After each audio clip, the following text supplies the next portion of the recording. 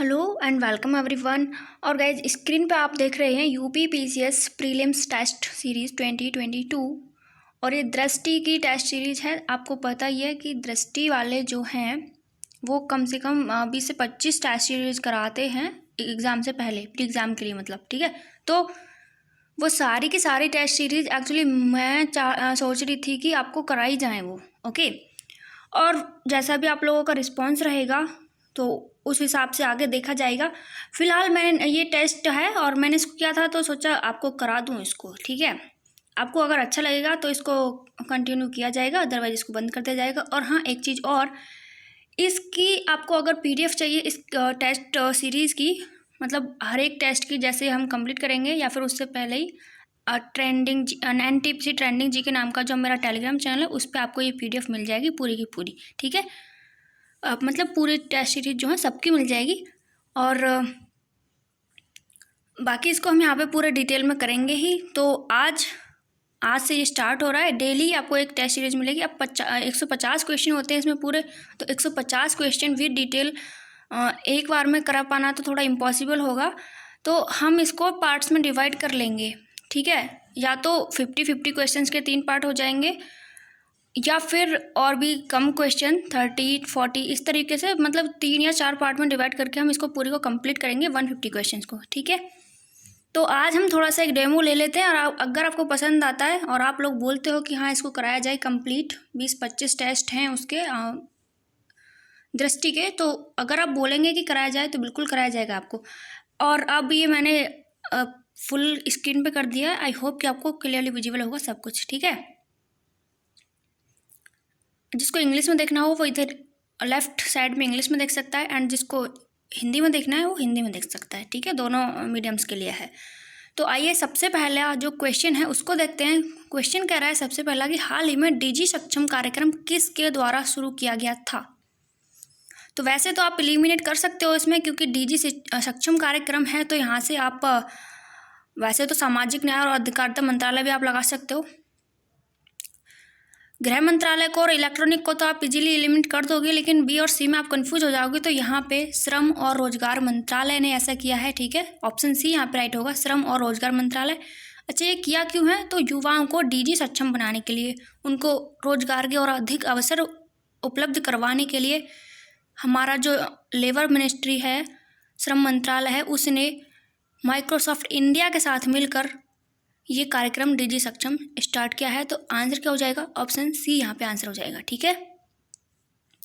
Actually आज मेरे पास यहाँ पेन है या नहीं, चलेगा या नहीं देखते हैं। एक सेकेंड बस, आज पहला दिन है इसलिए थोड़ा सा कोऑपरेट कीजिएगा। यस, तो पेन भी यहाँ पे चलेगा, लेकिन पेन चलेगा तो ये जो है आधी स्क्रीन को ढक लेता है उधर ऊपर से नीचे, ठीक है। यस, अब आपको आई थिंक विजुअल भी होगा और पेन भी चलेगा। तो जो क्वेश्चन नंबर 1 है उसका आंसर हो जाएगा श्रम और रोजगार मंत्रालय। और किसके साथ मिलके किया है? तो माइक्रोसॉफ्ट इंडिया के साथ मिलके, ठीक है। बढ़े हैं आगे। तो नेक्स्ट क्वेश्चन है कि हाल ही में किस उद्देश्य से सेक्रेड पोर्टल लॉन्च किया गया है। तो सबसे पहले हमको सेक्रेड की अगर फुल फॉर्म पता भी होगी तो हम इस क्वेश्चन को टैकल कर ले जाएंगे। तो आइए देखते हैं इसके बारे में डिटेल में कि क्या है क्या नहीं है ये सेक्रेड, ठीक है।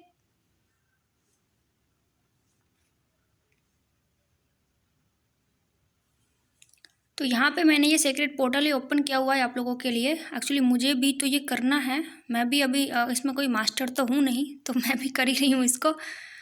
और देखते हैं। तो देखिए, ये सेक्रेड पोर्टल जो है, ये पोर्टल हमारी जो मिनिस्ट्री है सोशल जस्टिस एंड एम्पावरमेंट वाली, इसने स्टार्ट किया है जो हमारे सीनियर सिटीजन्स होते हैं उनके लिए, उनको जॉब के अवसर प्रोवाइड कराने के लिए, ठीक है।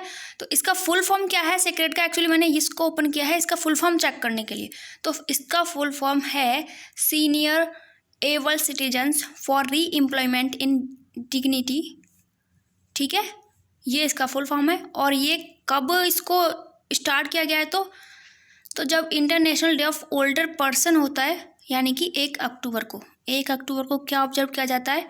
International day of older person.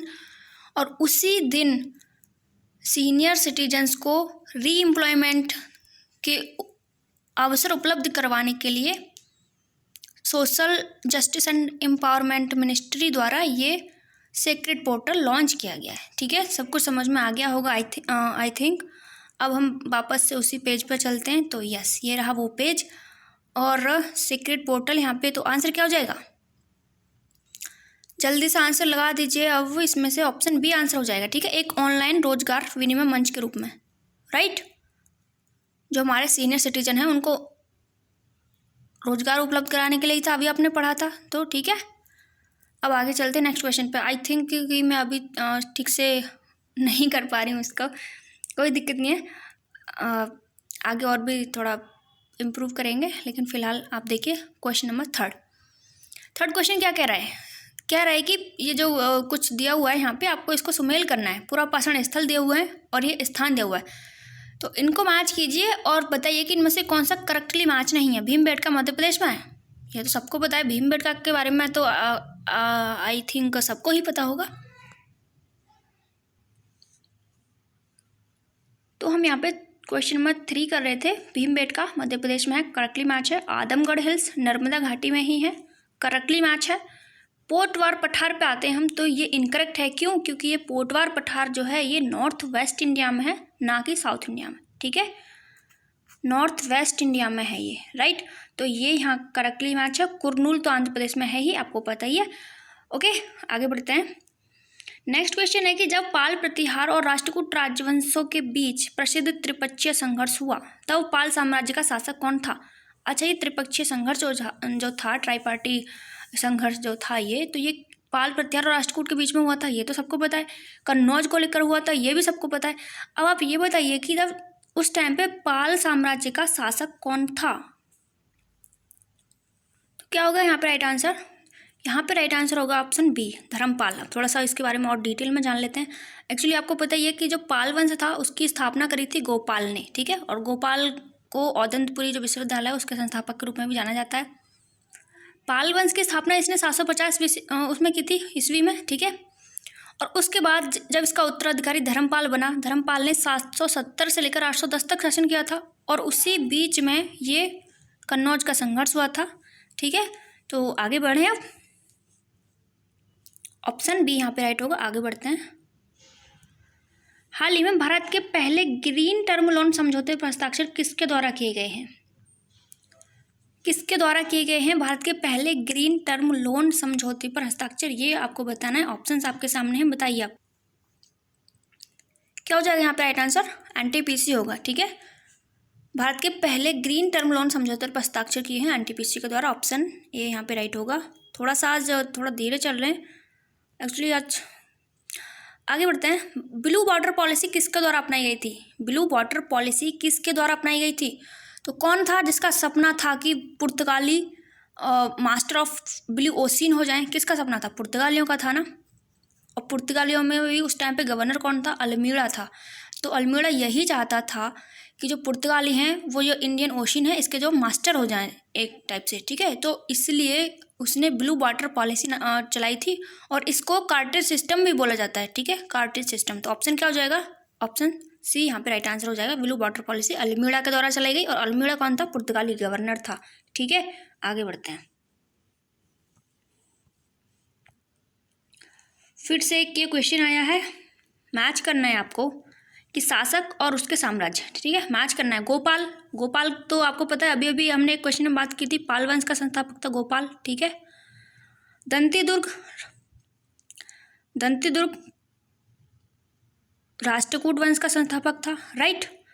Prithviraj third, तो ये तो पृथ्वीराज चौहान यहाँ पे करेक्टली मैच आप कर ही दोगे इसको, और राजा भोज जो है प्रतिहार वंश के। ठीक है, तो आप लोग मिला लीजिएगा इस तरीके से। ठीक है, हम लोग आगे बढ़ते हैं क्योंकि ज़्यादा टाइम लेना नहीं चाहिए इन चीज़ों पे, राइट। नेक्स्ट क्वेश्चन आया है ये, सविनय अवज्ञा आंदोलन को वापस लेना और परिषद में प्रवेश को आध्यात्मिक हार, आदर्शों का समर्पण और क्रांतिकारी से सुधारवादी मानसिकता की ओर पीछे हटना किसने माना? किसने माना था ये सब? जवाहरलाल नेहरू, महात्मा गांधी, रविन्द्रनाथ टैगोर या फिर सुभाष चंद्र बोस? तो ऐसा बोला था गाइज जवाहरलाल नेहरू ने। ठीक है, जवाहरलाल नेहरू यहाँ पे आंसर हो जाएगा। आगे बढ़ते हैं। सन 1937 में जब कांग्रेस सत्ता में आई तो उसने भारतीय लोगों के लिए निम्नलिखित में से कौन सा बदलाव किया था? कौन सा बदलाव किया था जब कांग्रेस सत्ता में आई थी 1937 में? नागरिक स्वतंत्रता पर कड़े प्रतिबंध लगाए थे। तो ऐसा तो आप अलग कर ही दोगे इसको, तो ऐसा तो कर ही नहीं सकती कांग्रेस, ठीक है। प्रेस पर से प्रतिबंध हटाया, या फिर राजनीतिक क्रांतिकारियों को जेल में डाल दिया गया, या फिर कई अवैध संगठनों पर प्रतिबंध लगाया। क्या इनमें से कौन सा कार्य कर सकती है कांग्रेस? तो जब कांग्रेस सत्ता में आई तो उसने प्रेस पर से प्रतिबंध हटाया था, ठीक है। प्रेस पर बहुत सारे प्रतिबंध लगाए हुए थे अंग्रेजों ने, ताकि अगर कुछ छपे अखबारों में तो राष्ट्रीय भावना ना कहीं लोगों में जागृत हो जाए, तो उस चीज़ को सबको मतलब प्रेस पर बहुत ज़्यादा प्रतिबंध लगाए हुए थे उस टाइम पे। तो जैसे ही कांग्रेस सत्ता में आई तो उसने सबसे पहला कार्य यही किया था कि प्रेस पर से प्रतिबंध हटाया था। आगे बढ़ते हैं। भारत का पहला हवाई सीडिंग अभियान जिसे तेलंगाना में शुरू किया गया है, क्या नाम क्या है? तो भारत का पहला हवाई सीडिंग अभियान है, मतलब जो ड्रोन के माध्यम से बीज बोए जाएंगे, ठीक है, वो यही है और ज़्यादा कुछ नहीं इसमें। तो हवाई सीडिंग अभियान जिसे कहाँ पे स्टार्ट किया गया है? तो तेलंगाना में किया गया है। उसका नाम क्या है? नाम है उसका हरा भरा, ठीक है। इंपॉर्टेंट क्वेश्चन है, याद रखिएगा। आगे बढ़ते हैं। हाल ही में एस्ट्रो होम रोबोट, जिसे ग्राहकों को घर की निगरानी और परिवार के संपर्क में रहने जैसे कई कार्यों में मदद करने के लिए डिजाइन किया गया है, किसका उत्पाद है? किसने इसको प्रोड्यूस किया है, मतलब, ठीक है। एक ये रोबोट है, होम रोबोट, एस्ट्रो नाम का है। अगर आप अपने घर से दूर रह रहे हैं फिर भी आप अपने घर की निगरानी कर सकते हैं, परिवार के संपर्क में रह सकते हैं, ऐसे कई कार्य कर सकते हैं। तो इसको रोबोट को बनाया है, किसने बनाया है, ये यहाँ पे आपसे पूछा गया, बताइए किसने बनाया है। तो ये एस्ट्रो नाम का रोबोट बनाया है अमेजोन ने, ठीक है। आप अपने घर से दूर हैं लेकिन उसके बाद भी आप अपने घर की निगरानी रख सकते हैं, परिवार के लोगों से संपर्क में रह सकते हैं, ठीक है। अब आगे बढ़ते हैं क्वेश्चन नंबर 12 पे। 12 क्या कहता है?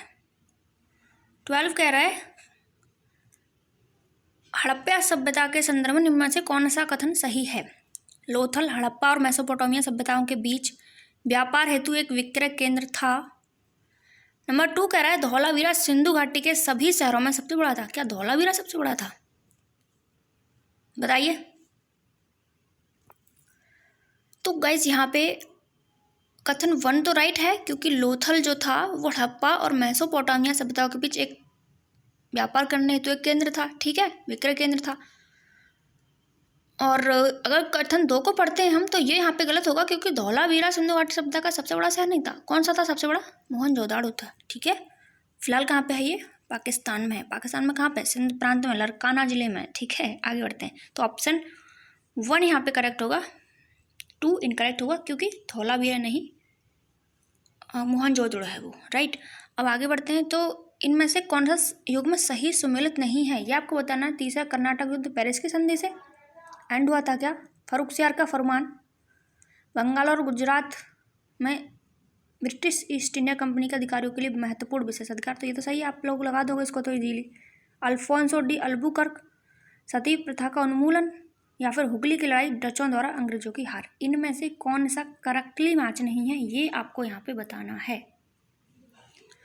तो गाइस यहाँ पे जो तीसरा कर्नाटक युद्ध था, आपने तीनों कर्नाटक युद्ध के बारे में पढ़ा होगा। तो जो तीसरा कर्नाटक युद्ध था वो पेरिस की संधि से एंड हुआ था। फर्रुखसियार का फरमान, ये भी हमने पढ़ लिया, ये भी करेक्टली मैच है। अल्फोंसो डी अल्बुकर्क, ये जो पुर्तगाली गवर्नर था यहाँ पे, और सती प्रथा का उन्मूलन, बाद में तो सती प्रथा का उन्मूलन राजा राम मोहन राय के प्रयास से विलियम बेंटिक द्वारा किया गया था कानून बनाकर, लेकिन उससे पहले अल्फोंसो डी अल्बुकर्क ने भी एक बड़ा कार्य किया था सती प्रथा के उन्मूलन के लिए, राइट। तो ये भी यहाँ पे करेक्टली मैच है। जो इनकरेक्ट है वो है हुगली की लड़ाई। अच्छा, इसमें गलत क्या है? तो इसमें लिखा हुआ है डचों द्वारा अंग्रेजों की हार। नहीं, डचों द्वारा अंग्रेजों की हार नहीं हुई थी, अंग्रेजों ने डचों को हराया था, ठीक है। तो इसलिए ये यहाँ पे इनकरेक्टली मैच है। ओके, आगे बढ़ते हैं, बाकी सब सही थे। मध्यकालीन भारत के संदर्भ में नाद गवुंडा शब्द का क्या अर्थ है?